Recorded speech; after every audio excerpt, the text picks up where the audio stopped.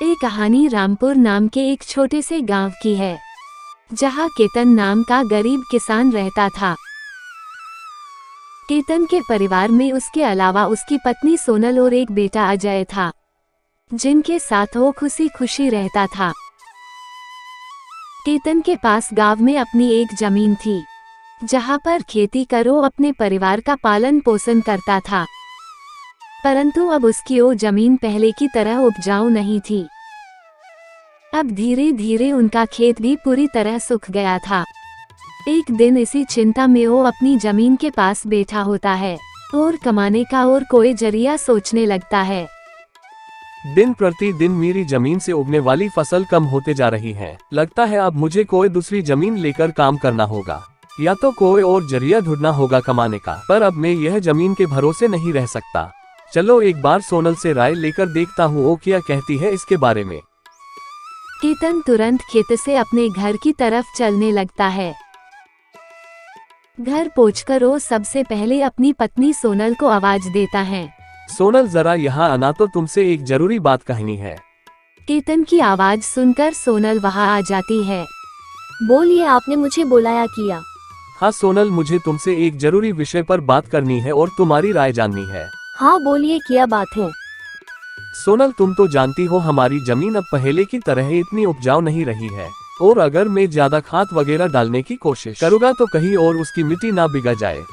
इसलिए सोच रहा हूँ कि कुछ समय उस जमीन पे खेती करना छोड़ दूँ। हर साल थोड़ी थोड़ी खाद उसमें डालता रहूँगा। कुछ साल बाद पहले जैसी उपजाऊ जमीन हो जाएगी फिर हम खेती करेंगे। हाँ, ये ठीक रहेगा। ऐसे आपकी जमीन भी सही रहेगी और उसमें उगने वाली फसल भी। हाँ, पर तब तक मैं क्या करूँ, क्योंकि मेरे पास दूसरी तो कोई जमीन नहीं है। तो घर का खर्च चलाने और अजय के पढ़ाई के पैसे में कहाँ से जुटा पाऊंगा। आप एक काम क्यों नहीं करते, एक बार जाकर गांव के जमींदार काका से मिल लीजिए। वो तो बहुत अच्छे और एक नेक दिल वाले हैं, वो जरूर आपकी मदद करेंगे। हाँ सोनल, ये ठीक रहेगा, क्योंकि काका अगर नया काम करने बोलेंगे तो उसमें भी मेरी मदद कर देंगे। ठीक है सोनल, मैं कल सुबह सुबह काका को मिलने उनके घर चले जाऊंगा।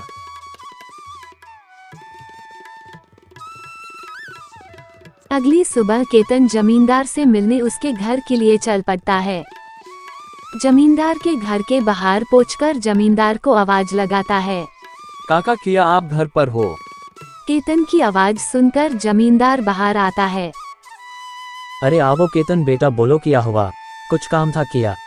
हाँ काका, आपकी एक मदद चाहिए थी। हाँ बोलो ना बेटा, मैं किस प्रकार तुम्हारी मदद कर सकता हूँ? केतन फटाफट जमींदार को अपने खेत की हालत बता देता है। तो इसमें परेशान क्या होना बेटा। काका, मेरे पास एक ही जमीन है जिसमें खेती कर अपने घर का खर्च निकालता हूँ, और मैंने आज तक खेती के अलावा कोई दूसरा काम भी नहीं किया है। बेटा, खेती के अलावा दूसरा काम क्यों करना?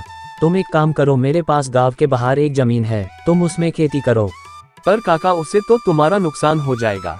नहीं बेटा, कोई नुकसान नहीं होगा, इसी बहाने तुम मेरी जमीन की रेख देख भी करोगे। तुम बेटा कल से खेती करना शुरू कर दो। ठीक है काका, अगर ऐसी बात है तो मैं कल से उस खेत में काम करने चले जाऊंगा। केतन जमींदार को धन्यवाद कहकर वहां से चले जाता है। केतन अपने घर पहुंचकर सोनल को सारी बात बता देता है। ये तो बहुत अच्छा है, यानी आपकी सारी चिंताएं पूरी हो गई। हाँ सोनल, अब मैं काका के खेत में बहुत मेहनत करूंगा। कोशिश करूंगा एक दो और खेत खरीद लूं, क्योंकि भविष्य में इसी समस्या ना आए। अगली सुबह केतन जमींदार के खेत में काम करने जाने ही वाला था कि उन्हें सोचा, काका की जमीन गांव के बाहर है तो घर आने में देर हो जाएगी, इसलिए सोनल को बता कर जाता हूँ। सोनल, जरा यहाँ आना। तो केतन को बुलाता देख सोनल वहाँ आती है। बोलिए, आपने बुलाया मुझे? हाँ सोनल, काका का खेत गांव के बाहर है, तो मुझे शाम को घर आने में देर लगेगी, तो तुम खाना खाकर सो जाना। केतन सोनल को इतना कहकर खेत में जाने चल पड़ता है।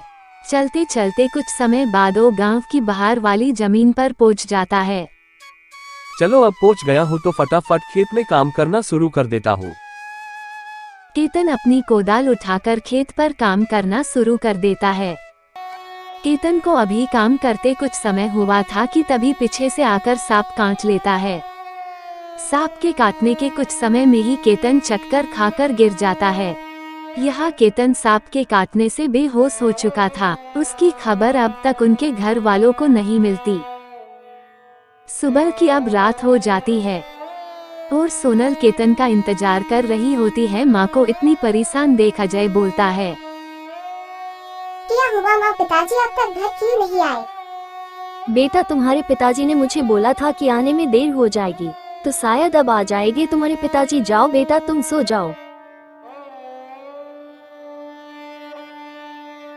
अगली सुबह भी सोनल देखती है कि अब तक केतन घर नहीं आया है। सोनल परेशान होकर जमींदार के घर चले जाती है।